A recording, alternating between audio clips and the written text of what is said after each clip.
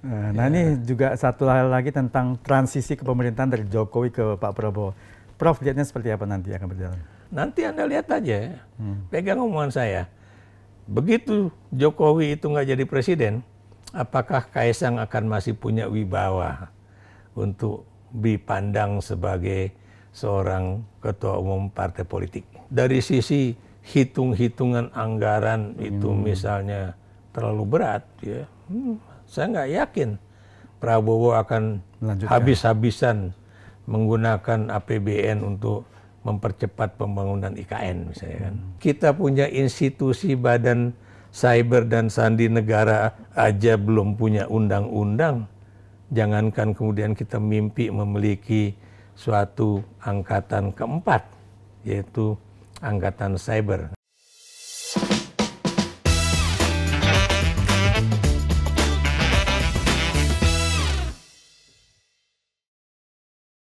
Nah, ini juga satu hal lagi tentang transisi kepemerintahan dari Jokowi ke Pak Prabowo. Prof, lihatnya seperti apa nanti akan berjalan? Ya, kita sih berharap ya, kita warga negara Indonesia ya, terlepas dari apa namanya itu, saya bukan pendukung Prabowo ya. Biar bagaimanapun ya, kalau seorang presiden itu sudah terpilih ya, itu adalah suatu hal yang umum. Semua warga negara itu harus menerimanya. Ya.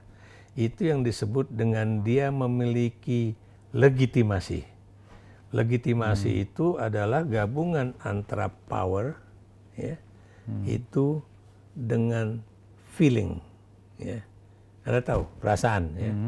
Jadi kalau misalnya saya ya bukan pendukung Prabowo, tapi secara teori ilmu politik bahwa dia punya hak untuk memerintah karena dia menang dengan sekian persen suara. Harus diberikan kesempatan. Ya. Tapi juga adalah suatu hal yang aneh kalau kemudian seorang presiden yang udah memiliki dukungan dari partai-partai politik begitu banyak, masih tetap aja nyari dukungan dari partai-partai di luar koalisinya. Ya. Ya kata teman-teman Partai Gerindra, ya ini kan supaya kita menyatu, nggak ada itu. Kenapa? Jadi oposisi jadi nggak kuat ya? Bukan begitu ya. Ini juga menjadikan ya apa tradisi apa istilahnya itu yang tadi dikatakan misalnya tradisi, saya nggak mengatakan oposisi lah, tradisi partai-partai yang berada di luar pemerintahan itu jadi seolah-olah bukan tradisi Indonesia gitu kan. Saya beri contoh misalnya ya, dulu ketika apa namanya koalisi bukan koalisi ya, tapi Mega dengan Prabowo dikalahkan oleh siapa namanya itu SBY dan Yusuf Kalla ya. Itu coba Anda perhatikan ya, apakah kemudian apa istilahnya itu PDIP dan Gerindra masuk ke dalam partai, masuk ke dalam koalisi? Enggak. Ya. Kemudian saya nanya dengan Anda ya, coba Anda jawab secara nalar ya. Apakah kemudian yang suka mengganggu pemerintahan SBY itu adalah PDIP dan Gerindra ataukah Golkar, P3, PKS yang adalah bagian dari koalisi pemerintahan SBY sendiri? Ya, betul. Makanya jangan kaget kalau kemudian waktu itu SBY misalnya mengangkat Abu Rizal Bakri sebagai ketua umum Partai Golkar untuk menjadi koordinator dari koalisi pendukung Presiden SBY kan gitu. Makanya kemudian kalau Anda jangan kaget, kemarin kan juga ada upaya dari pendiri PSI ya untuk menjadikan supaya Jokowi ini menjadi koordinator dari partai-partai pendukung apa namanya itu Prabowo ya. Ya kemudian kan jadi persoalan loh. Dia partainya mana? Dia kan nggak punya partai. Tapi kan lagi dipersiapkan nanti. Ya itulah. Dia usaha dia juga untuk apa namanya tuh mengambil alih Partai Solidaritas Indonesia ya, PSI itu nggak berhasil kan? Maksud saya nggak berhasil. Dia ingin menjadikan PSI masuk ke parlemen nggak berhasil ya, kan? Parlemen thresholdnya nggak mencapai waktu itu ya. Ya dan nggak gampang memang dia menjadikan anaknya menjadi anggota PSI hari ini dan kemudian lusanya menjadi ketua umum PSI juga nggak berhasil ya. Nanti Anda lihat aja, pegang omongan saya. begitu Jokowi itu nggak jadi presiden, apakah Kaisang akan masih punya wibawa untuk dipandang sebagai seorang ketua umum partai politik? Ya, saya yakin enggak. Kenapa demikian ya? Karena yang tadi saya katakan legitimasi politik formalnya nggak ada, ya, dan kemudian juga syarat untuk mendukung organisasi partai juga nggak ada. Maksud saya uang. Siapa yang kemudian mau apa namanya itu mendukung secara kapital ya untuk sebuah partai politik sekecil PSI misalnya kan? Itu. Jadi ya buat saya senjakala kekuasaan Jokowi itu mudah-mudahan ya benar-benar berakhir pada 20 Oktober ya. Kenapa demikian? Kalau enggak, kita ini khususnya di era Jokowi ini benar-benar pokoknya banyak yang nggak beres deh. Saya beri contoh tadi ya. Udah terpilih presiden dan wakil presiden ya. Kemudian tiba-tiba masih ada cawe-cawe lagi misalnya bagaimana Golkar harus diambil alih. Sekarang tiba-tiba ada kasus di Kadin. Nanti bukan mustahil nanti apakah dia tadinya juga ada usaha untuk mengambil alih PKB ya. Tapi kita lihat masih belum berhasil. Tapi kan ada isu ini ya bahwasanya Presiden Jokowi nanti sudah selesai dia akan menjadi ketua umum Dewan Pembinanya Golkar. Ini yang makanya kemudian ini juga dikait-kaitkan dengan apa itu pengambil alihan kekuasaan di Kadin gitu kan. Kenapa demikian? Karena kan dengan apa namanya itu jadinya Anindya apa namanya itu Bakri ini menjadi ketua umum, bukan mustahil nih kan Ical jadi seneng gitu kan. Jadi mungkin Ical juga nggak lagi ngotot tentang Golkarnya ya kayak seperti waktu awal dia nggak begitu suka kalau kemudian si Bahlil menjadi ketua umum gitu kan. Tapi mungkin apakah kemudian juga akan memberikan kesempatan kepada Jokowi ya menjadi ketua Dewan Pembina Partai Golkar ya atau kemudian kepada Gibran.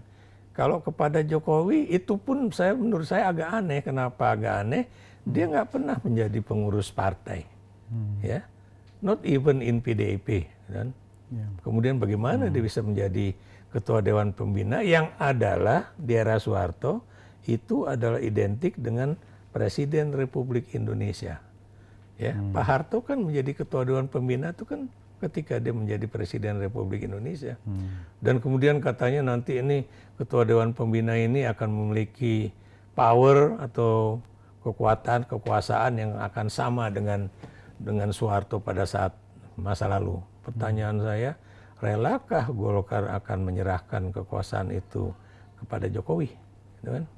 Tapi kalau di Golkar kita lihat ya pada para pendiri dan juga senior-senior di Golkar ini kok sepertinya nggak bersuara nih. Misalnya Pak Yusuf Kalla. Udah, Pak Yusuf Kalla udah ngomong tapi banyak. Kurang keras atau gimana? Ya itu tadi, karena masalahnya maaf ya, Golkar ini kan kumpulan dari orang-orang yang lebih lekat dengan masalah uang ketimbang dengan masalah ideologi. Maaf kalau saya ngomong gitu ya. Anda lihat ya, kok begitu mudahnya Erlangga Hartarto dilengserkan ya. Terlepas dari dia punya kesalahan harusnya dibela dong gitu kan. Ini kayaknya kayak ya udahlah ini. Dan Golkar dalam sejarahnya ya, khususnya setelah lengsernya Pak Harto ya, nggak ada cerita tuh pemilihan ketua umumnya itu kemudian berjalan secara smooth gitu kan. Anda lihat aja ya bagaimana kemudian apa namanya itu ya JK terpilih karena kebetulan Wapres waktu itu ya. Dia Wapres gitu kan. Dan kemudian habis itu coba Anda lihat ya bagaimana Abu Rizal Bakri, bagaimana kemudian dia ribut dengan Agung Laksono, bagaimana kemudian begitu dua gajah itu akhirnya turun dan kemudian Setia Novanto menjadi ketua umum ya, dan kemudian ada masuk persoalan korupsi gitu kan. IKTP iya IKTP masuk lagi ke siapa namanya itu Erlangga juga rupanya banyak sekali kasusnya kan. Bahlil juga gitu. Bahlil tuh jangan dipikir kemudian orang-orang pada diem aja, mungkin diem karena masih ada Jokowi. Ntar kalau misalnya nggak ada Jokowi, nanti Bahlil juga pasti akan diungkap ya. Lo kok nyabut siup gue lo gitu kan. Surat izin usaha pertambangan misalkan. Atau kemudian bagaimana perusahaan-perusahaan dia di Papua gitu kan. Apakah kemudian dijalankan secara apa namanya profesional tanpa good governance dan intervensi kekuasaan atau ya itu apakah kemudian apa namanya itu apa ya berbagai jalan ataupun infrastruktur yang dibangun itu benar atau enggak kan gitu pasti akan ada lagi muncul gitu kan. Nah kalau kita lihat pidato Pak Jokowi sebelum ini kan banyak yang beliau ingin menyampaikan keberlanjutan pembangunan setelah beliau ke Pak Prabowo. Nah, Prof lihatnya gimana? Kalau buat saya itu kan cuma impian dia aja supaya IKN itu berlanjut gitu aja. Tapi kan biar bagaimanapun ya, saya tanya pada Anda, adakah presiden yang turun kemudian berharap dan menyatakan kepada presiden yang akan datang ya, kemudian lanjutkan dong apa namanya program saya kan enggak. Memang itu adalah suatu hal yang normal, alamiah. Kalau kemudian seorang presiden itu akan melanjutkan program-program yang belum selesai, normal. Tapi kalau kemudian dari sisi hitung-hitungan anggaran itu misalnya terlalu berat, ya, saya nggak yakin Prabowo akan habis-habisan menggunakan APBN untuk mempercepat pembangunan IKN misalnya kan. Banyaklah masalah ya. Saya beri contoh juga yang lain ya. IKN itu kan tadinya lahan boleh dikatakan lahan yang tidak banyak penduduknya. Kan. Kalau kemudian itu nanti penduduknya cuma pegawai negeri sipil ya. Kemudian kan akan dipertanyakan juga kan. Kalau misalnya penduduk nggak banyak, bagaimana bisa ekonomi itu menggelinding ya. Anda sebagai seorang pengusaha pasti tahu itulah ya. Hitung-hitungannya kan seperti itu aja. Kalau misalnya kemudian seorang yang tadinya bertanggung jawab dalam pembangunan IKN mengatakan jangan sampai ya IKN itu seperti Naypyidaw di ibu kota Myanmar yang baru ya. Yang udah berapa nih? Udah 10 tahun apa ya? Itu juga nggak pernah bisa menjadi jadi ibu kota yang terbangun dengan baik gitu ya. Betul. Kenapa demikian? Karena Anda tahu ya, sebuah ibu kota itu memang harus dirancang secara apik ya. Saya beri contoh misalnya bagaimana Amerika Serikat kemudian menjadikan Washington DC ya, District of Columbia itu menjadi ibu kota baru ya. Dia nggak misalnya nggak ngambil New York sebagai ibu kota dan sebagainya. Atau kalau Anda lihat bagaimana seorang perancang yang namanya Sir Burley Griffin ya, itu merancang ibu kota baru yang sekarang disebut Canberra di Australia. Ya. Makanya kan banyak yang mengatakan bahwa Canberra itu kan copy paste dari Washington DC. Jadi kalau Anda lihat ya, itu gedung putih dan juga itu kan satu jalur gitu kan. Itu kalau Anda lihat gedung parlemen Australia itu kan juga kalau Anda lihat ya, dari bukit itu kan satu jalur yang lurus ya, di mana parlemen, di mana kemudian apa namanya itu kementerian-kementerian ya, kemudian danaunya juga Lake Burley Griffin itu juga pokoknya cantik lah. Dan baru sekarang loh ya, Canberra itu bisa berkembang bahwa dia sekarang udah ada LRT misalnya kan. Dulu waktu saya suka ke Canberra itu kan semuanya bis. Dan juga kalau orang-orang teman-teman Australia bilang kalau aku pulang tinggal di Canberra karena pasti cepat mati, orang itu kota pensiunan gitu kan. Tapi sekarang Anda lihat ya udah mulai ada geliat ya. Pokoknya bukan cuma birokrat dan mahasiswa atau pensiunan yang tinggal di Canberra, tapi udah mulai itu. Tapi juga karena Canberra itu juga bisa connected dengan Sydney ya, makanya atau juga dengan Melbourne ya, mau nggak mau akhirnya mulai berkembang. Tapi kalau Anda lihat apakah Penajam Pasir Utara yang sekarang jadi IKN itu juga akan seperti itu? Kan nggak tahu kita. Saya beri tanya pada Anda, pernahkah Anda ke ibu kota negara yang kemudian boleh dikatakan belum memiliki misalnya apa istilahnya itu sarana untuk penerbangan yang cukup bagus ya. Kemarin kan baru pesawat kepresidenan 737 itu kan baru bisa mendarat baru hari Kamis minggu lalu gitu kan. Iya nggak? Ya. Jadi gimana kalau kemudian itu langsung dipaksain jadi. Dan juga memang kehidupan sosial ekonomi sekitarnya harus sudah ada dulu ya. Iya. Bagaimana dan juga kemudian juga kebutuhan air, kebutuhan akan sekolah ya. Walaupun kalau kita lihat running teksnya Metro TV katanya, oh Muhammadiyah nanti akan membangun tempat-tempat pendidikan dan rumah sakit. Tapi kan membangun tempat pendidikan dan rumah sakit itu kan tergantung pada jumlah anak-anak yang bakalan sekolah gitu kan. Dan apakah kemudian pegawai negeri itu akan benar-benar mau pindah ke IKN dan membawa istri dan anak-anaknya atau suami dan anak-anaknya. Kenapa demikian? Karena buktinya itu ya bangunan-bangunan yang dibangun sana itu kan ini seperti apartemen buat ASN ya. Jadi bukan ASN dan keluarganya, gitu kan.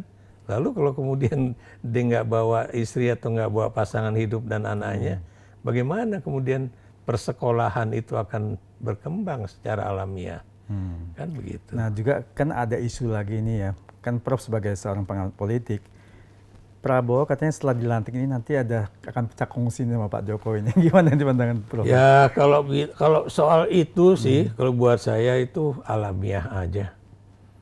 Saya nanya sama Anda, emangnya Jokowi sama Prabowo itu adalah the true believers? Kan enggak.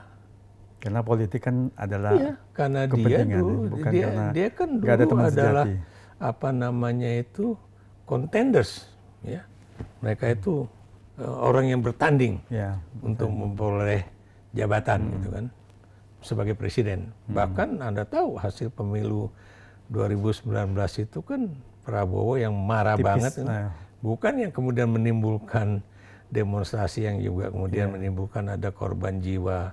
Memang nggak banyak ya, di bawah 10 orang ya, tapi kan itu tetap bisa menjadi catatan.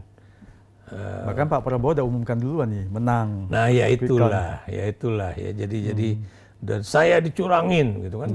Ya, itu kan dia pidato dia kan saya dicurangin dan kemudian dia ngomong berapi-api di depan jurnalis asing atau kemudian mungkin perwakilan asing juga ya bahwa saya dicurangi kan. Tadinya kan juga misalnya Luhut yang deketin dia untuk kemudian mau masuk dalam kabinet kan tadi dia nggak mau ya, tapi akhirnya Pak Budi Gunawan sebagai kepala BIN, kemudian terjadilah yang disebut dengan apa namanya itu ya kalau orang bilang diplomasi MRT gitu kan. Ya, buat saya bukan diplomasi karena kan diplomasi itu kan harus antar negara, tapi ya dialog di antara dua orang itu.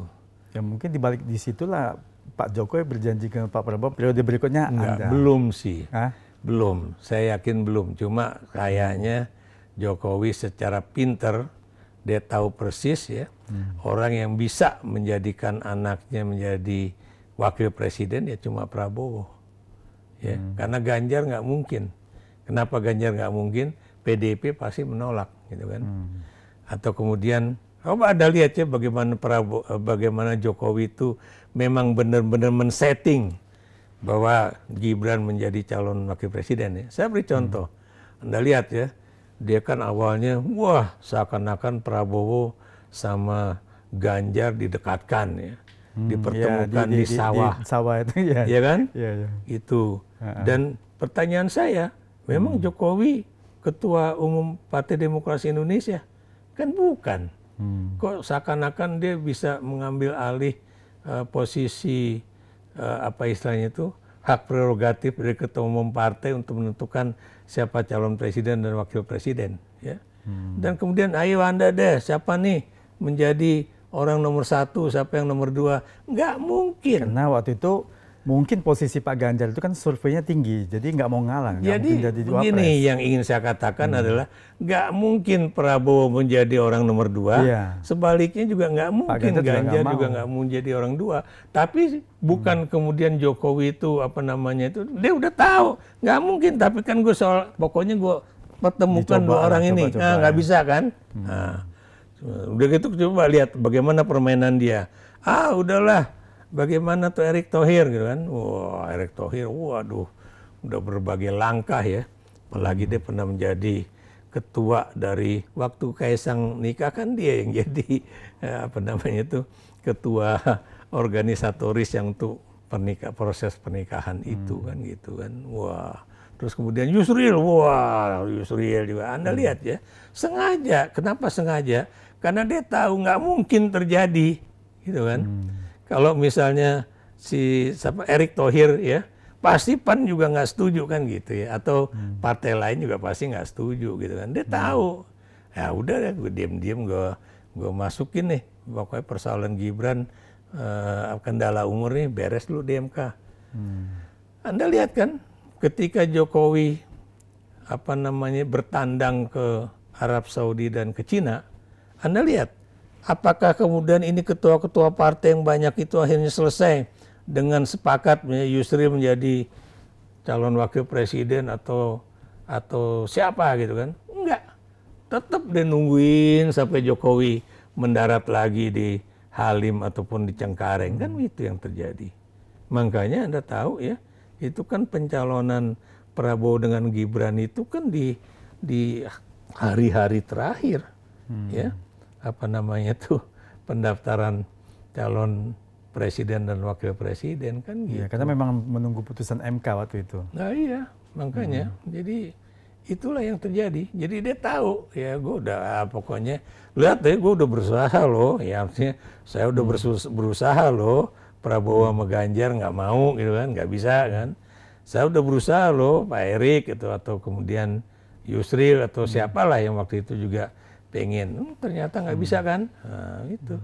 Prof, ini ada tentang akun Fufu Fafa yang lagi heboh ini. Karena biar bagaimanapun ya, yang namanya akun ya, dan kemudian siapa pemiliknya itu pasti akan ketahuan. Itu. Tapi Menkominfo kan sudah membantah. Ya itu kan karena dia apa nama itu jadi penjilatnya Jokowi ya, jadi adik kelas saya di FISIP ya. Oh, gitu. Iya, dan dia kemudian bawa FISIP UI, apa organisasi kelembagaan apa namanya itu alumni FISIP UI untuk kepentingan dia, bukan untuk kepentingan FISIP UI. Makanya saya agak marah juga ya kemudian kalau Roy Suryo apa namanya itu menginikan ya, wah ini FISIP UI ketika ini lagi ada begini kok malah begini kan. Padahal buat saya itu bukan FISIP UI-nya atau alumni FISIP UI-nya, tapi organisasi apa alumni FISIP UI yang kebetulan si Muni itu menjadi ketuanya kan gitu. Padahal kalau Anda tahu yang namanya FISIP UI itu atau UI pada umumnya ya, itu adalah suatu alumni ataupun institusi yang sangat apa namanya itu independen dan beragam. Bisa aja ada yang mendukung Jokowi, ada yang mendukung Prabowo atau mendukung siapa aja. Karena UI itu agak beda dengan UGM misalnya kan. Kalau UGM itu kan paguyupannya kan lebih kuat. Kalau kami di alumni UI itu nggak terlalu ini. Gitu. Nah, tentang yang Fufu Fafa tadi kan menyinggung sekali pribadi dan juga keluarganya Pak Prabowo. Sementara kan dari Pak Sufmi Dasko menyatakan Gerindra nggak ambil pusing tentang itu. Tapi menurut Prof, hati nurani seorang Prabowo gimana? Sekarang gini aja deh ya, tanya sama si Roy Suryo karena dia kan ahli telematika. Itu yang kemudian banyak menghantam atau mengkritik Gibran, itu netizen atau netizen plus para pendukung Prabowo. Itu aja ya. Kalau itu ternyata para pendukung Prabowo, berarti mereka juga kesel sama Gibran. Itu satu ya. Saya sendiri ya pernah bertanya pada teman ya. Saya nggak sebutkan namanya ya, teman orang Gerindra.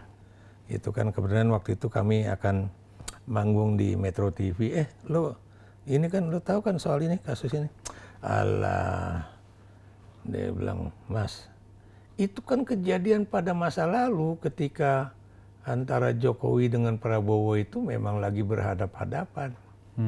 Memang lagi menjadi kontestan. Gitu. Tapi kan jejak digital ini nggak bisa hilang nih masalah. Nah itu, jadi begini yang ingin saya katakan itu adalah mengapa pernyataan-pernyataan Gibran melalui Fufu Fafa itu baru viral sekarang dan bukan viral pada masa lalu. Tadi Anda harus saya ulangi lagi ya. Politik itu, komunikasi politik itu akan menjadi viral ketika kita melihat siapa yang bicara. Anda harus tahu, Gibran pada tahun 2020-2022 itu masih seorang saudagar martabak, ya, atau paling tinggi waktu itu masih menjadi wali kota Solo. Sementara sekarang Gibran sudah menjadi wakil presiden terpilih dan wakilnya Prabowo, gitu kan? Nah makanya buat anda yang anak muda ya, saya cuma bisa bilang bahwa politik itu ya tidak ada kawan dan lawan yang abadi. Makanya dalam membuat suatu pernyataan politik hati-hati, karena bisa aja orang yang tadinya menjadi lawan Anda bisa menjadi kawan. Kan sebaliknya juga begitu. Makanya kalau Anda lihat ya teman-teman di DPR itu, walaupun misalnya orangnya dari PDIP, Nasdem, macam-macam, tapi kalau misalnya udah berdebat, mereka juga tahu diri. Loh, kita ada satu anggota DPR kok gitu kan.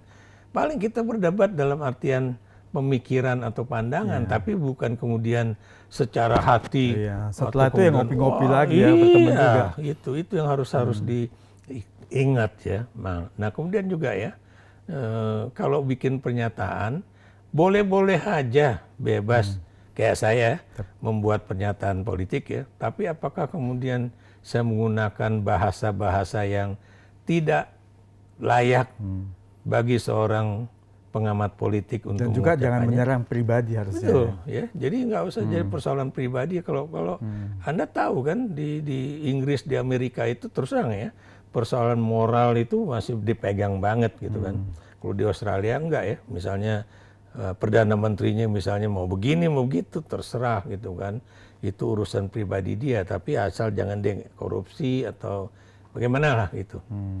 Tapi itu kalau ini sih emang benar-benar kelewatan gitu kan. Apakah ada upaya nggak di Fufu Fafa ini dimunculkan ini memang untuk memecah kongsi ibaratnya antara kalau yang mengatakan bahwa itu untuk memecah atau kemudian ya adalah ya seorang juga ahli hukum tata negara mengatakan demikian, makanya kemudian dia langsung dicecar juga kan sama teman-teman pengamat politik atau ahli hukum. Jangan-jangan lo pengen dapat jabatan aja gitu kan nanti mudah. Ya itulah ya. Tapi intinya ya biar bagaimanapun ini memang suatu fakta ya yang tidak bisa dihapus. Anda udah bilang kan jejak digital itu nggak bisa dihapus ya. Meskipun ada ribuan itu yang dihilangkan. Bisa aja dibuang-buang, tapi yang jelas Anda jangan lupa ya sekarang yang namanya netizen atau siapa yang tadi saya bilang kalau Anda mau jadi pengumpul berita, itu ya kalau Anda punya berita itu yang tadi saya bilang informasi itu penting, ini bisa menjadi kekuatan. Baik itu bisa menjadi kekuatan ekonomi bagi Anda, bisa juga untuk menjadi kekuatan hukum ataupun kekuatan politik kan gitu.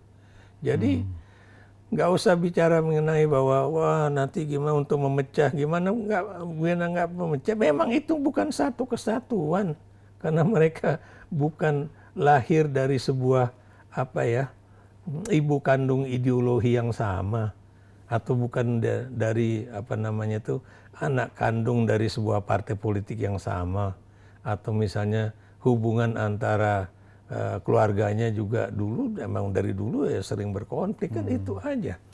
Persoalannya apakah kemudian nanti Prabowo akan mengambil suatu langkah, ya itu kita lihat aja gitu. Karena biar bagaimanapun ya, saya juga akan marah juga ya kalau kemudian orang mempersoalkan masalah itu ya, sampai ke persoalan pribadi saya. Gitu.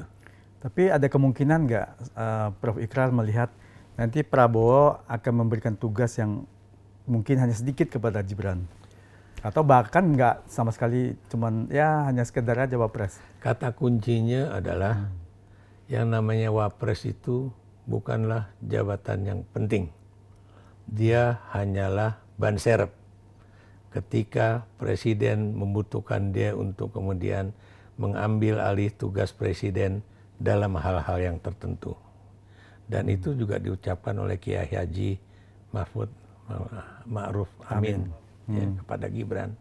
Jadi janganlah kemudian bercita-cita dia akan menjadi orang yang cukup kuat menjalankan undang-undang daerah khusus Jakarta yang akan menyatukan aglomerasi. Enggak ya? Karena buat saya kalau Anda nggak punya ilmu untuk itu, kenapa kemudian kita harus berikan jabatan itu kepada dia, gitu ya? Apa nggak malah hancur lebur? Gitu. Saya sih gitu aja.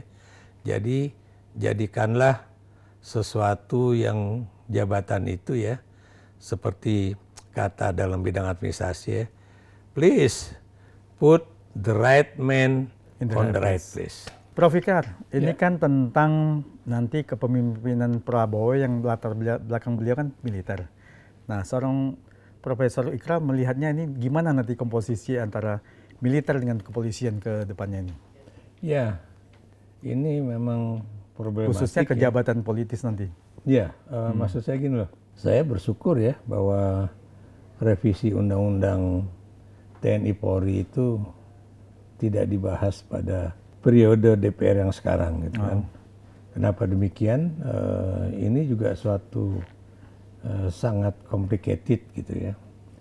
Memang kalau kita lihat ya di kepolisian itu kan yang paling menonjol itu kan cuma ada 2 kalau nggak salah ya.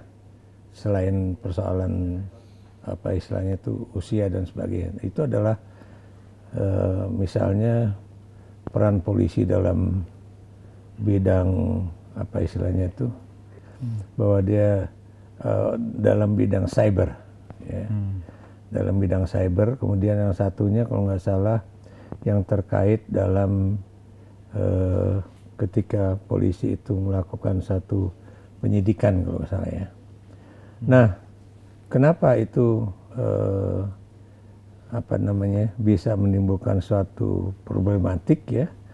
Kenapa? Karena kita tahu antara TNI dengan Polri itu pasti akan ada irisan peran ya, gitu ya. Misalnya bagaimana dalam bidang cyber itu kan sekarang kan yang megang memang Badan Cyber Nasional gitu kan.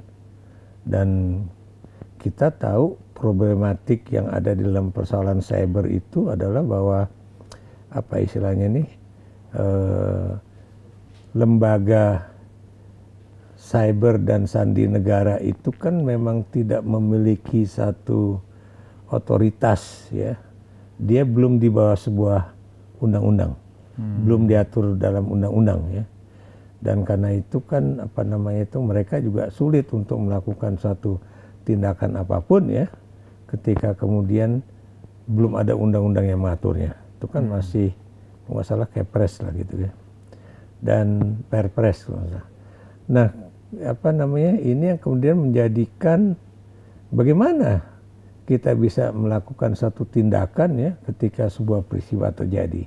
Saya beri contoh misalnya kayak kemarin persoalan data Pusat Data Nasional itu data, yang dihack gitu. Iya, ya. PDNS yang dihack. Ya itu, jadi yang dihack itu ya. Itu kan sesuatu yang problematik ya. Kenapa demikian? Karena Anda tahu bukan cuma misalnya data pribadi orang, tapi juga misalnya data-data mengenai kelembagaan dan sebagainya. Walaupun memang ada orang yang juga curiga jangan-jangan nih supaya data-data yang dalam tanda kutip rahasia yang apa namanya itu yang selalu dijaga supaya ini nggak terbongkar karena akan terkait dengan persoalan pelanggaran yang dilakukan oleh pemerintahan yang sekarang gitu ya. Kalau itu kemudian ditemukan sama orang, wah nanti bisa bahaya dan sebagainya gitu kan. Kemudian yang lain juga ya, kita juga tahu bahwa apa istilahnya itu sampai sekarang kita juga tidak memiliki satu kecanggihan baik dalam bidang teknologi maupun dalam bidang human resources ya, yang kemudian bisa cepat menangani problem-problem semacam itu ya. Padahal menurut saya kalau memang misalnya otoritas itu diberikan kepada badan sandi dan cyber negara misalnya kan, itu kan bisa aja dia menggalang mereka-mereka yang memang cinta pada apa istilahnya itu bidang-bidang tersebut ya, tanpa melihat jabatan mereka ya, atau tambah melihat apakah mereka sudah sarjana atau belum, kan bisa saja. Tapi sebenarnya Indonesia ini banyak hacker putih yang memang kecerdasannya bisa menghack, tapi itu kenapa nggak dimanfaatkan? Itu yang tadi saya maksud gitu kan, karena memang mungkin apa istilahnya itu kecepatan tidak terjadi sebagai akibat dari badan sandi dan cyber negara itu tidak memiliki kewenangan untuk melakukan itu secara cepat ya. Belum lagi kita tahu ada kaitannya dengan Kominfo segala macam ya, dan kita tahu juga ya Kominfo itu atau menterinya ya, lebih sibuk untuk menjadi juru bicara presiden dalam kaitannya dengan fufu papa ya, ketimbang dengan persoalan-persoalan yang harusnya jauh lebih penting untuk negara ini ya, ketimbang persoalan fufu papa itu begitu. Nah kalau soal dalam kaitannya dengan militer ya, kita tahu bahwa sebetulnya persoalan apa namanya itu peningkatan usia militer itu sudah berjalan dan itu nggak ada problem. Tapi kalau untuk kepolisian mungkin problem. Saya beri contoh misalnya ya, kalau kemudian dinaikkan jadi 60 tahun gitu pensiunnya ya. Atau kemudian kalau orang yang masih dibutuhkan atau apa gitu ya, kemudian masih bisa diperpanjang lagi kan. Ini terkait dengan orang sebetulnya. Ya, generasi bawahnya ini nyangkut ini. Bukan itu aja, ini kan terkait juga dengan Sigit gitu kan. Karena Sigit kan juga usianya kan masih muda, sementara dia udah berapa tahun menjadi Kapolri kan. Dan kemudian Jokowi masih minta pula supaya dia paling enggak ya, saya nggak tahu apakah Prabowo akan perpanjang sampai 1 tahun atau setelahnya gitu kan. Kenapa? Karena Sigit sendiri kan menjadi Kapolri kan problematik juga gitu. Maksud saya berapa angkatan yang dilangkahi ya, seperti juga waktu kasus Tito gitu kan. Itu kan itu yang kemudian problem internal di dalam Polri itu terus berlanjut gitu kan. Dan Anda juga tahu karena persoalan Tito ini bukan juga persoalan jabatan dia sebagai Kapolri gitu kan. Tapi juga misalnya ada persoalan-persoalan kelompok lain di dalam kepolisian ya. Karena ya itu tadi ya, bagaimana mengatasi masalah yang tadi Anda katakan judi online atau kemudian masalah-masalah lain ya yang kemudian sedikit demi sedikit akhirnya terbongkar kan. Dan kalau nanti misalnya dikupas habis ya, wah itu cukup ramai juga. Termasuk masalah timah juga ya. Masalah timah, masalah blok Medan kali atau yang terkait dengan pilkada nantinya ya, karena kan seperti yang tadi saya katakan ya, bahwa banyak orang mengatakan bahwa siapa menang di dalam pilkada ini kan sangat tergantung kepada parpol gitu kan. Yang parpol ini bukan berarti partai politik, malah partainya polisi, karena dia yang nanti masih memegang peranan yang sangat besar ya. Dan pengumpulan misalnya pejabat-pejabat polisi di IKN kemarin misalnya kan, yang terkait dengan beberapa kota penting atau daerah penting ya, itu kan kemudian orang mencurigai bahwa jangan-jangan ini lagi-lagi akan ada tekanan-tekanan politik ya, atau tekanan-tekanan keamanan ya terhadap orang per orang itu atau kelompok masyarakat supaya memenangkan satu kelompok yang lain lah. Dan saya terus terang ya, sebagai pengamat politik, saya terus terang agak concern dengan pilkada di Jawa Tengah khususnya. Kenapa demikian? Ini bukan cuma persoalan pertarungan antara PDIP dengan Jokowi atau pertarungan antara sebuah kekuatan politik yang memang sudah mendarah daging di situ dan kemudian akan diambil alih oleh Jokowi. Tapi jangan Anda lupa bahwa yang menjadi calon hijau sama coklat ya. Betul, ya. Hijau dan coklat. Itu. Whether we like it or not, ya. Ada perintah atau tidak ada perintah, ya. Resmi ataupun tidak resmi, yang namanya esprit de corps, ya, itu pasti akan berjalan, ya. Terlepas dari misalnya Kim Plus ini kemudian menaruh Dudung Abdurrahman, ya, sebagai seorang tokoh yang menjadi pendukung Lutfi, ya. Pertanyaan saya, apakah kemudian negara ini, ya, akan mengharu-birukan ya, itu sebuah provinsi yang namanya Jawa Tengah. Dan buat saya lagi-lagi, ya, mereka-mereka yang ingin menaruh orang-orang yang tidak sejalan, baik dalam internal TNI ataupun di dalam internal Polri, ya, itu adalah mereka-mereka yang hanya memikirkan kemenangan sesaat saja, tapi tidak memikirkan bagaimana dampaknya bagi masa depan kita sebagai sebuah bangsa dan negara. Kenapa demikian, ya? Saya ingin juga mengingatkan, ya, saya sebagai seorang student of Indonesian politics gitu, ya, itu Hafid itu pernah mencatat, ya, dalam sejarah Indonesia perpecahan di dalam angkatan darat itu membawa Indonesia ke dalam jurang perang saudara. Ada ancaman seperti itu, ya, kekhawatiran. Kalau misalnya tadi saya katakan Kim Plus naruh Dudung di Jawa Tengah, karena Dudung sama Andika ini kan nggak pernah cocok, gitu kan, karena waktu Andika menjadi Panglima sama Dudung jadi KSAD itu kan ada, ya, dalam tanda kutip mungkin persaingan. Tapi Anda jangan lupa tadi saya bilang, ya, itu kalau misalnya angkatan darat itu pecah, ya, itu bisa terjadi perang saudara. Dan Anda jangan lupa, ya, kalau Anda lihat, ya, pemberontakan di Indonesia, termasuk juga G30 SPKI, ya, itu tidak ada yang tidak mengikutkan unsur yang namanya TNI AD. Anda sebut aja PRRI Permesta, ya, itu ada Dewan Banteng, Dewan Gajah. Anda lihat, ya, di Sulawesi, ya, baik di Permesta ataupun yang di Sulawesi Selatan, ya, Anda lihat, ya, itu kan tentara sama tentara, ya. Atau kemudian kalau Anda perhatikan bagaimana, ya, bagaimana kemudian dulu Indonesia menyelesaikan istilahnya itu PRRI, ya, tidak dalam pertempuran yang drastis antara Tentara Nasional Indonesia Jawa, gitu kan, dengan kemudian tentara PRRI. Kenapa? Karena biar gimana pun mereka sama-sama berbaju hijau. Makanya guru saya, Bu Miriam Budiarjo, pernah mengatakan kami di dalam kelas, ya, jangan lupa loh, ya, biar bagaimanapun yang namanya Tentara Nasional Indonesia tidak melulu menyelesaikan persoalan pemberontakan, khususnya PRRI, ya, melalui senjata.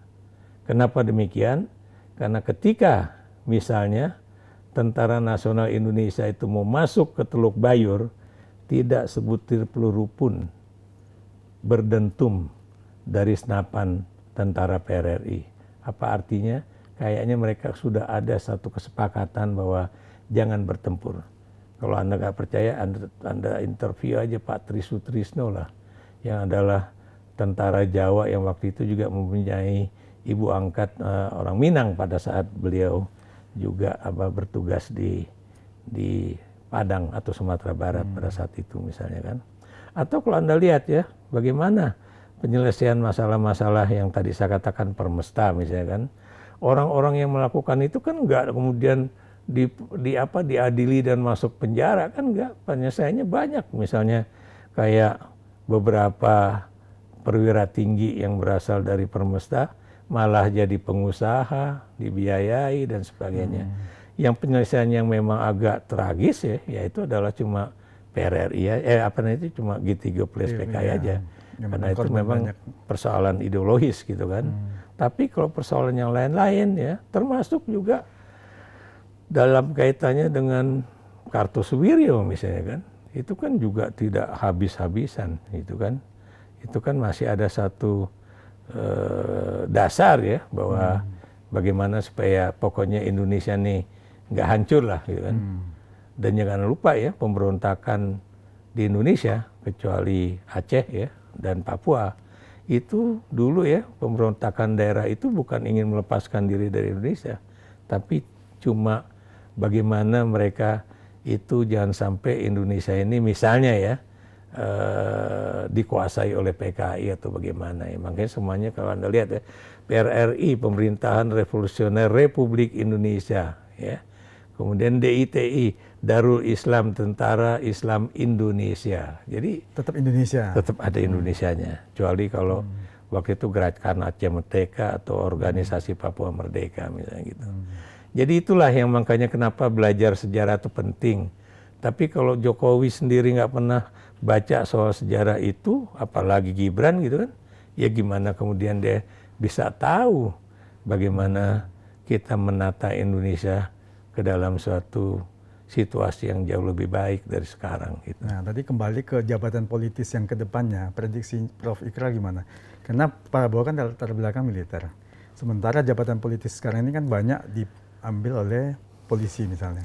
Jadi begini ya, ini bukan cuma persoalan jabatan politis militer dan polisi ya, tapi kan ini kan persoalan berapa kabinet yang atau anggota kabinet yang akan dipilih dan sebagainya ya. Kan dalam berapa pekan terakhir ini kan masih rame gitu kan. Kayak misalnya undang-undang nomor berapa saya lupa ya, yang menetapkan bahwa jumlah menteri itu 34 ya, itu kan berlaku dari zaman siapa tuh? SBY sampai sekarang gitu. Bahkan dari zaman Megawati juga udah berlaku ya. Pemerintahan yang di era reformasi yang jumlah menterinya paling dikit itu Megawati ya. Tapi kemudian sekarang kan katanya bahwa wah itu kan menambah jadi 44 atau 40 ya. Katanya karena Indonesia luas, teman-teman Gerindra kan bilang gitu ya. Saya bilang enggak juga, karena Anda tahu ya, Amerika Serikat yang kepentingannya itu mondial, global, itu aja cuma punya 15 menteri. Ya kan? Australia misalnya kan, ini lagi-lagi walaupun dia jumlah penduduknya kecil, tapi ini kan negara benua, luas, ya luas kan gede banget ya. Itu juga menterinya itu kalau setahu saya cuma 20 ya, dan kalau paling banyak itu 30. Ada batasannya, paling banyak 30. Kemudian Rusia juga nggak gede-gede amat, dan Rusia Anda harus ingat bahwa Rusia itu kan juga bukan berada di bawah Presiden Putin aja, tapi kan dia juga punya Perdana Menteri, gitu kan, dan kemudian baru ada menteri-menterinya. Gitu. Jadi kan. Prof. Ikrar melihat ini apakah menterinya banyak untuk bagi-bagi kekuasaan barangkali? Kalau buat saya ya, dan saya harus berterus terang ya, mudah-mudahan teman-teman di PDIP juga masih memegang jas merahnya Bung Karno ya, jangan sekali-sekali melupakan sejarah ya, bahwa jumlah kementerian yang terbesar dalam sejarah Indonesia itu memang terbanyak pada era demokrasi terpimpin.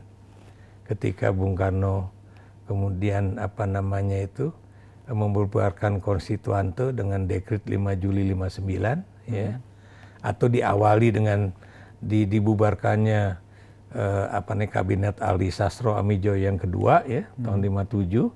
Dia bentuk Zakon Kabinet di bawah Juanda, yang kemudian partai politik itu benar-benar dikecilkan, dan kemudian ada juga yang dari kalangan TNI dan sebagainya gitu kan. Nah di era Bung Karno ya, demokrasi terpimpin, jumlah menterinya itu auzubillah min zalik. Dan lagi-lagi buat saya kayaknya Bung Karno itu lagi-lagi itu menyerap berbagai macam kekuatan supaya menjadi pendukung dia. Karena pada saat itu kalau Anda tahu ya, politik Indonesia itu kan seperti sebuah segitiga. Ya, segitiga itu maksud saya di atas ini ada Soekarno, sebelah kanan ada TNI AD, sebelah kiri ada PKI, kan gitu kan. Makanya kalau Anda perhatikan ya, jumlah menterinya itu gede banget. Malah satu satu kabinet ya, itu kabinet Dwi Korah kedua. Itu jumlah menterinya 132. Waduh, banyak sekali. Benar, 132. Kabinet Dwi Korah 1 itu seingat saya tuh 100. Kabinet-kabinet sebelumnya, kabinet karya dan sebagainya itu sekitar 60-an ya. Nah, menurut saya jumlah menteri yang banyak itu belum tentu menjadikan semua urusan di Indonesia ini tertangani. Tapi yang sudah pasti bahwa pengeluaran anggaran negara akan banyak hanya untuk membayari menteri, dan kemudian staf ya, itu jadi bukan lagi seperti yang terjadi sekarang bahwa anggaran atau APBN itu lebih banyak, misalnya 70% untuk anggaran rutin dan 30% untuk pembangunan, tapi bisa saja akan lebih banyak lagi karena Anda tahu seorang menteri itu, saya beri contoh ya, misalnya berapa foreigners-nya, ya kan? Itu jadi itu aja Anda lihat aja. Sekarang siapa aja udah punya foreigners ya, bahkan juga itu pejabat bukan kementerian ya, pejabat lembaga non kementerian setingkat menteri itu mobilnya kan dikawal paling enggak oleh 2. Satu motor di depan polisi, yang kedua itu adalah mobil juga ya polisi di belakang. Itu berapa anggaran negara untuk itu? Belum lagi operasional kementeriannya. Betul. Itu yang saya bilang bahwa waduh ini auzubillah min zalik nih pengeluarannya. Dan itu udah pasti tidak efisien. Nah ini kembali ke cyber tadi, kan bukannya TNI juga akan membuat matra keempat nih, tentara cyber. Betul, itu yang kemudian Indonesia itu terus terang ya, cuma dalam tanda kutip omon-omon aja gitu kan. Gimana maksudnya? Iya, maksud saya gini ya, saya beri contoh ya, harusnya kita itu dari dulu udah punya satu kemampuan untuk membuat chips misalnya kan. Dan Anda tahu dulu ya, pabrik yang akan mendirikan itu ya, konduktor, semikonduktor ya, itu kemudian akhirnya kan hengkang dari Indonesia, malah Malaysia kemudian punya ya.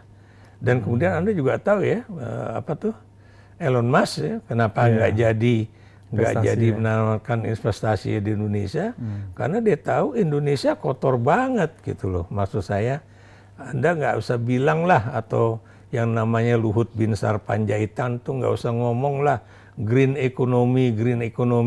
Kalau kemudian misalnya untuk mengolah dari bahan mentah menjadi bahan setengah jadi, itu membutuhkan energi yang tinggi. Energi yang tinggi menggunakan apa? Batu bara. Polusi juga. Polusinya mana? Ya, makanya kemudian Elon Musk bilang ini sih apaan sih, main-mainan aja nih, makanya dia lebih milih ke Vietnam ya ketimbang ke Indonesia. Dan apa yang kemudian diinvestasikan oleh Elon Musk ke Indonesia? Starlink. Yang modalnya cuma berapa puluh miliar investasinya dolar gitu ya, dan rupiah ya, dibandingkan dengan bagaimana ruginya Telkomsel, Indosat dan juga pemberi jaringan internet nasional ya, internet provider yang kalah oleh Starlink yang memang dia udah punya satelit dan kemudian biayanya murah banget. Dan itu dilulikan bukan cuma sama Luhut, tapi beberapa menteri bahkan berfoto ria waktu Elon Musk datang ke Bali misalnya kan. Itu kan lucu. Gitu. Ya, tapi bukankah itu suatu keterbukaan yang tidak bisa kita halangi karena teknologi kan berkembang terus. Oh iya, maksud saya memang iya berkembang terus ya. Pertanyaan saya, lalu kenapa nggak dari dulu-dulu kita sudah mengembangkan teknologi semacam itu ya, termasuk tadi saya bilang pabrik semikonduktor, termasuk juga pengembangan SDM-nya ya, supaya terus terang ya, orang-orang Indonesia itu memiliki kapasitas untuk misalnya melakukan sesuatu ketika sesuatu itu diintrodusir. Kita bicara mengenai tadi angkatan keempat misalnya kan, yaitu cyber. Tentara cyber ya. Ya. Australia kalau nggak salah udah punya, Singapura juga udah punya ya, beberapa negara Asia juga udah punya. Nah kita, tadi saya bilang ya, kita punya institusi badan cyber dan sandi negara aja belum punya undang-undang, jangankan kemudian kita mimpi memiliki suatu angkatan keempat, yaitu angkatan cyber. Kenapa ini penting? Karena ini bukan cuma persoalan kenegaraan aja, tapi juga persoalan hajat hidup orang banyak, gitu kan. Bagaimana misalnya KTP kita itu jangan sampai kemudian kalau dimiliki orang dan itu bisa dia buka, bisa disalahgunakan. Ya, hal-hal semacam itulah ya. Dan satu lagi ya, jangan Anda lupa ya, maaf kalau saya berterus terang ya, kalau Anda pergi ke Silicon Valley. Cuma ada 2, kalau dikatakan etnik atau dia bilang ras juga enggak ya, di wilayah tersebut ya, yaitu mereka yang memiliki keturunan Mongoloid ya, seperti Anda. Yang kedua yaitu orang-orang hitam dari Asia Selatan atau orang putih dari Asia Selatan, orang India. Makanya mereka lah yang menguasai teknologi yang disebut dengan teknologi AI lah, begitu kan. Kita kan juga punya anak-anak bangsa ini yang cerdas-cerdas ya. Iya, pinter-pinter anak muda ya. Dan Anda jangan lupa ya, maaf kata ya, saya ngomong terus terang aja, anak-anak Indonesia itu mau dibilang apakah dia keturunan Tionghoa atau keturunan siapa, itu kalau misalnya mereka punya kesempatan untuk berkiprah di negaranya sendiri, saya percaya mereka akan lebih berkiprah. Merah putihnya jauh lebih kuat ya. Karena sebagai orang yang pernah tinggal di luar negeri ini ya, saya melihat nasionalisme orang Indonesia masih tinggi sekali ya? Lebih tinggi, jauh lebih tinggi dibandingkan nasionalismenya misalnya orang-orang Malaysia. Ya. Itu yang masih, itu teman saya aja tuh dulu ada seorang sosiolog itu, jangan sampai lepas itu. Iya, sosiolog dari Malaysia ya. Waktu itu dia pernah jadi guru besar di Hiroshima Peace Institute ya. Dia kalau datang ke Jakarta pasti deh, Krar, aku main kantormu ya, oke, datang aja. Terus kalau udah datang kantor udah ngobrol, dia pasti bilang, Krar, aku tuh suka sekali sama Indonesia. Bilang, kenapa emang? Ya, kau tahu lah, bilang, aku ini kan India gitu, dia keturunan India. Dan di Malaya itu kan masih ada perbedaan-perbedaan itu antara Puak Melayu, Puak India, Puak Cina. Sementara di kita sebetulnya kalau nggak dibikin kacau ya, coba apakah ada perbedaan lagi? Sebenarnya udah nggak ada. Nah itulah ya, makanya saya selalu sangat berhati-hati ya pada hoax ataupun berita-berita minir ya mengenai penanganan kasus buruh-buruh dari Cina ya di perusahaan-perusahaan Cina yang beroperasi di Indonesia. Kenapa? Karena Anda tahu sekarang itu kan hoaxnya tuh mengerikan ya. Wah ini buruh Cina lagi mukulin orang Indonesia. Padahal saya lihat enggak tuh, bukan di sini. Karena mereka juga sama-sama mongoloid wajahnya ya. Jadi ya seperti itulah ya. Dan kalau Pak Prabowo nanti nggak bisa menangani masalah perburuhan ya ada kaitannya dengan perusahaan-perusahaan yang dioperasikan oleh perusahaan Cina. Waduh, saya khawatir itu. Bisa dijadikan isu untuk memecah belah. Betul, bisa dijadikan untuk memecah belah Indonesia. Dan Anda tahu sekali itu terjadi, kembalinya tuh lama, Bung. Ya, saya nih tahun misalnya tahun berapa tuh? 98 kita reformasi ya. Itu 2002 ya. Saya pulang dari Washington DC waktu itu ya. Dan itu kemudian kalau kita mendarat di Singapura ya, itu masih banyak orang Indonesia yang belum berani kembali pulang ya. Kenapa? Bilang, ya karena belum ada jaminan ya. Dan Anda lihat aja, misalnya berapa banyak uang Indonesia ya, lari waktu itu. Lari dan kemudian alhamdulillah sekarang udah mulai ya, masuk kembali. Ya. Tax amnesty. Betul. Bukan cuma karena kasus tax amnesty. Kalau buat saya, kalau kita bicara mengenai tax amnesty itu juga nggak adil. Kenapa? Karena kan yang akan, kalau mereka misalnya itu kan cuma kena 2%. Harusnya tetap mereka harus bayar pajak. Ya. Lo perlu diangsur sampai kemudian utang-utang pajak mereka lunas. Tapi yang penting bagaimana rasa aman mereka untuk kembali ke Indonesia ya, dan kemudian yang paling penting trust. Bagaimana mereka percaya bahwa pimpinan nasional kita benar-benar akan menjaga masa depan mereka. Kalau dengan Prabowo, saya terus terang sangat yakin. Kenapa? Karena saya berani mengatakan, kalau saya salah silakan dibilang salah. Prabowo itu adalah keturunan dari orang Jawa, orang Manado, dan tentunya adalah orang Tionghoa, gitu. Dan makanya dulu kalau orang bilang bahwa wah Prabowo ini sangat Islami, saya bilang nggak mungkin Prabowo itu akan sangat kanan, sangat Islami. Orang di dalam keluarganya itu sebagian besar itu adalah Kristen dan Katolik, dan mungkin di dalam keluarganya itu cuma Prabowo sama Pak Cum aja yang Muslim gitu loh. Ya kalau sekarang sih iya ya, anaknya juga Muslim, tapi maksud saya pada saat itu. Dan Anda juga jangan lupa ya, biar gimana pun mudah-mudahan kalau nanti Anda katakan ada kaitan dengan pelanggaran HAM ya, karena Prabowo suka atau tidak suka pernah melakukan pelanggaran HAM pada 97-98 ya, baik yang terkait dengan bagaimana tindakan dia terhadap aktivis pro demokrasi pada saat itu, atau dalam kaitan dengan penculikan ya. Tapi dia yang sekarang sudah mendapatkan kepercayaan dari Washington, ya nggak? Kepercayaan dari Canberra, malah kemudian waktu dia kalau nggak salah waktu dia ke Australia itu kalau nggak salah dia bilang pokoknya Anda welcome. Dan Menteri Pertahanan Australia kan udah lihat ya bahwa saya sekarang menandatangani kerjasama antara Australia dan Indonesia di bidang pertahanan ya, dengan sahabat saya Prabowo Subianto di Magelang misalkan.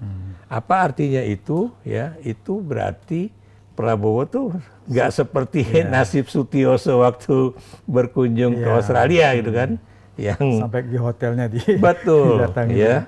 jadi itu yang ingin saya katakan ya waktu itu ya, walaupun saya juga kasihan juga ya, biar gimana pun Pak Sutioso itu kan pejabat kita kok sampai begitu. Tapi intinya apa yang saya katakan, dia pernah menjadi orang yang itu dan sekarang udah diterima oleh berbagai negara baik di Amerika, Australia, Jepang, Cina, dan tentunya negara-negara Eropa. Nah kalau bisa memperbaiki kembali juga demokrasi kita, jangan kemudian dia bilang bahwa wah itu yang namanya oposisi itu nggak dikenal tuh dalam khasanah politik Indonesia kan, nggak bisa, harus perlu untuk check and balance ya. Perlu checks and balance ya. Di dalam sistem kerajaan pun ya, yang namanya Raja Jawa itu aja masih memberikan satu yang disebut dengan hak PP. Apa itu PP? Hak PP itu bahwa rakyat itu bisa berduduk baik-baik di depan istana dan kemudian kanjeng dalam itu atau ngorso dalam keluar gitu misalnya, kemudian ada apa ini? Paduka Raja, ini terjadi gini-gini, tolong dong gimana ya. Bisa menyatakan pendapat atau minta saran itu. Jadi memang itulah yang harus kita lakukan ya. Jangan kemudian setiap orang yang mengkritik, oh boleh silakan, tapi juga tidak ada perbaikan di negeri ini ya. Dan Anda lihat ya, satu perubahan besar waktu kemarin ya, waktu kasus bagaimana kaum intelektual ya, termasuk saya juga ikut di situ, dan mahasiswa demo mendukung MK, dan menolak yang untuk revisi undang-undang pilkada kemarin. Betul. Ya. Itu kan adalah suatu ungkapan ya, kalau dalam bahasa Jawa ya, ngono ya ngono, yen ojo ngono gitu kan. Ya gitu sih boleh begitu, tapi ya nggak boleh begitu gitu kan.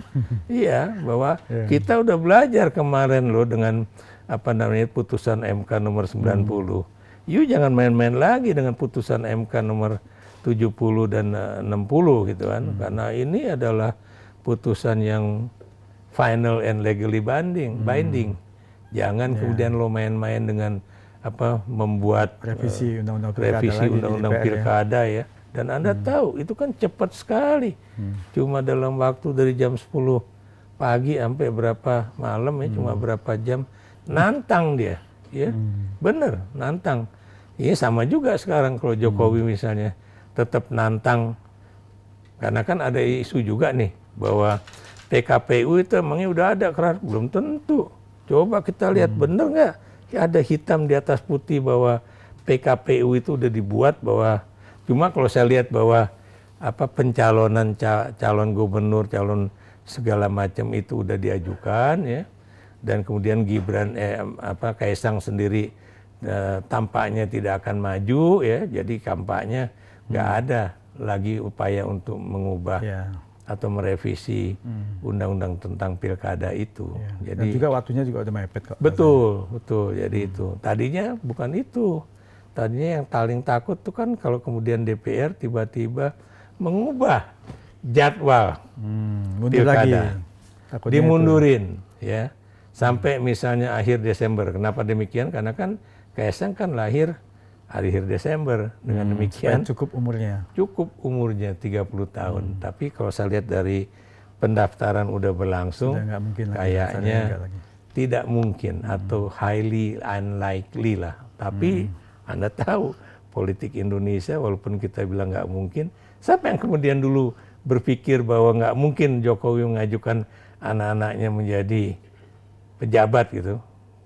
Jokowi sendiri bilang kan, enggak, mereka seneng itu kok, seneng bisnis saja.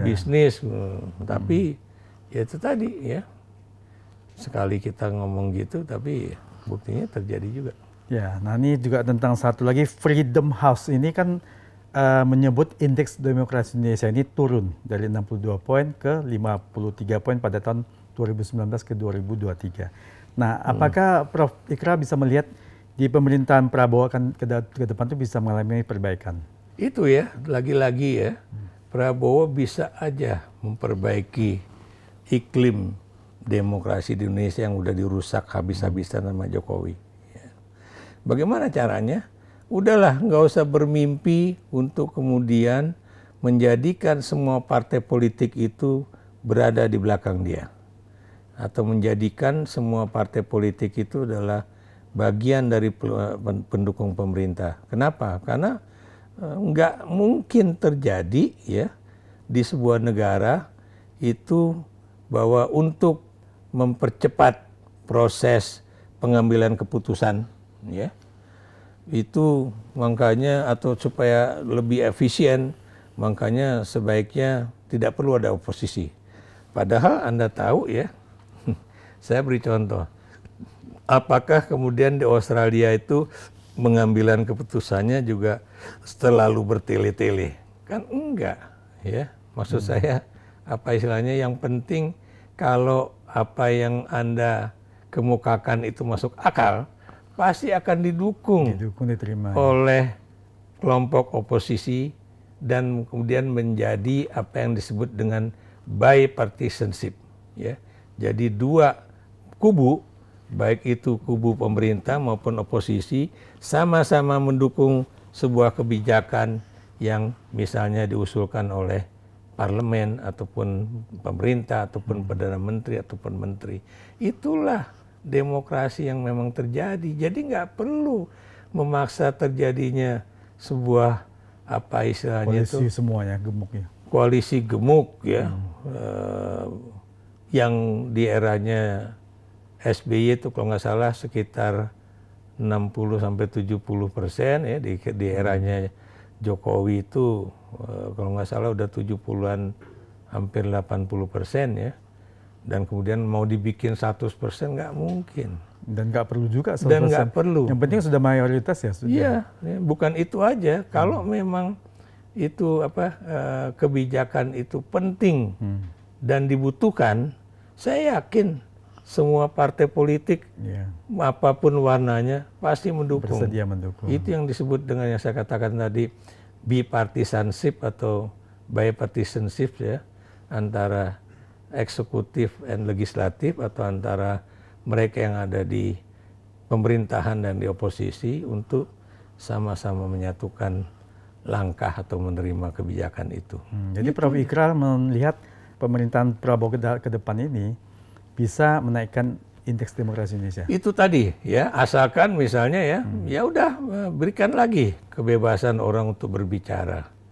Dan kemudian undang-undang ITE yang masih ada pasal-pasal yang kemudian menjadikan orang bisa masuk penjara gara-gara pendapat dia ya, dan elektronik. Atau kemudian misalnya kalau orang misalnya kayak saya seperti ini ya, karena Anda bukan televisi, saya kan bisa aja kena undang-undang ITE sebagai melakukan hoax ataupun penghinaan terhadap presiden ataupun apa ya. Makanya kalau Anda perhatikan ya, mereka kenapa sekarang menggunakan kata TV di belakangnya, supaya itu seakan-akan itu adalah udah suatu institusi pers ya.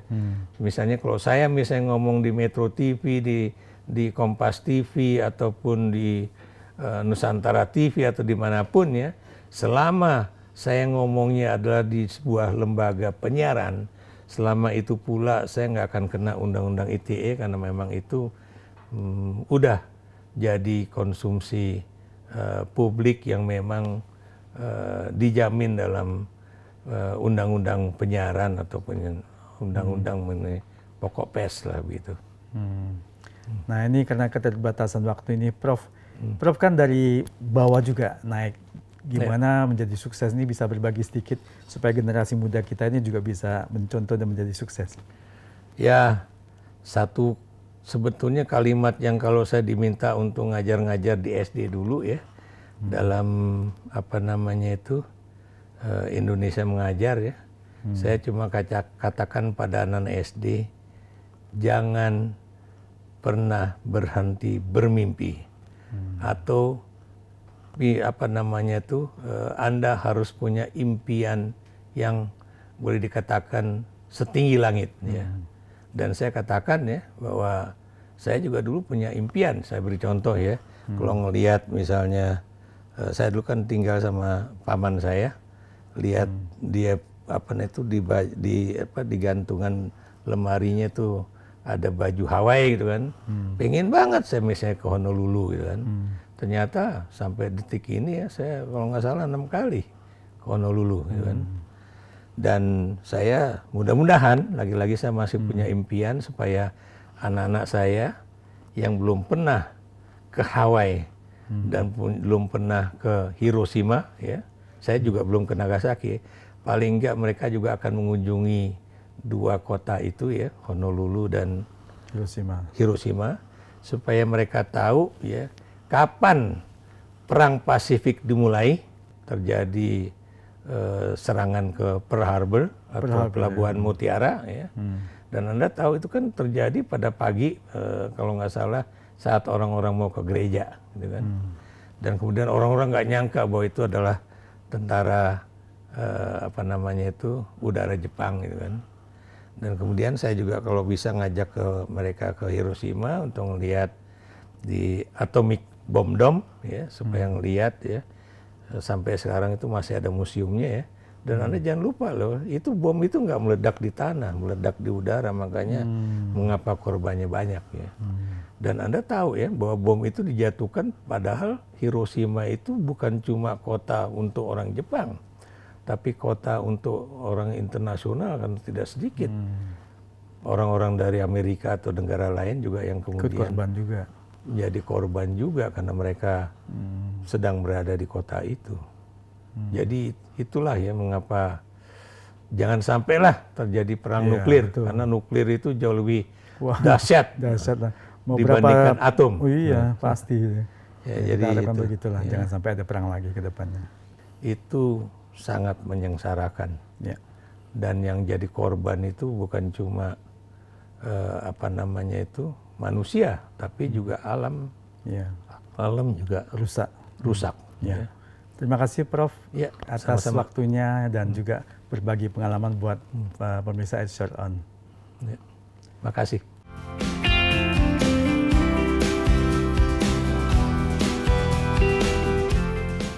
Sobat setia SR On, itulah tadi obrolan saya dengan Profesor Ikrar Nusa Bakti.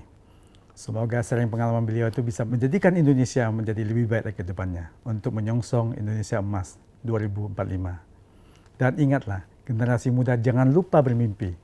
Raihlah cita-cita Anda setinggi langit. Semoga Anda menjadi orang yang sukses di kemudian hari. Nantikan obrolan berikutnya yang tetap menarik bersama narasumber yang wow dan amazing. Hanya di SR On, Edi Sharing Discussion, podcast yang kreatif, inovatif, dan informatif. Sampai jumpa.